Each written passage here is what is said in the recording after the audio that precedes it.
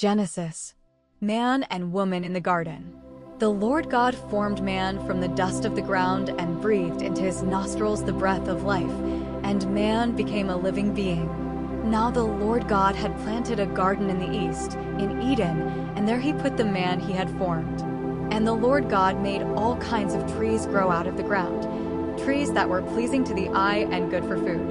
In the middle of the garden were the tree of life and the tree of the knowledge of good and evil. A river watering the garden flowed from Eden. From there it was separated into 4 headwaters. The name of the first is Pishon. It winds through the entire land of Havilah, where there is gold. The gold of that land is good. Aromatic resin and onyx are also there. The name of the second river is Gin. It winds through the entire land of Cush. The name of the third river is the Tigris. It runs along the east side of Ashur. And the fourth river is the Euphrates. The Lord God took the man and put him in the Garden of Eden to work it and take care of it.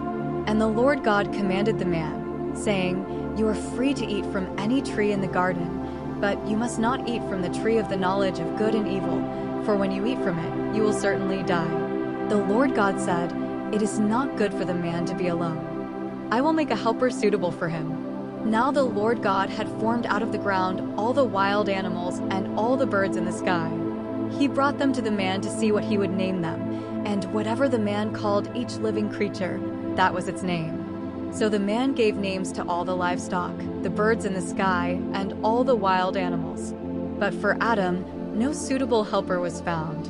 So the Lord God caused the man to fall into a deep sleep, and while he was sleeping, he took one of the man's ribs and then closed up the place with flesh. Then the Lord God made a woman from the rib he had taken out of the man, and he brought her to the man. The man said, "This is now bone of my bones and flesh of my flesh. She shall be called woman, for she was taken out of man." That is why a man leaves his father and mother and is united to his wife, and they become one flesh. Adam and his wife were both naked, and they felt no shame.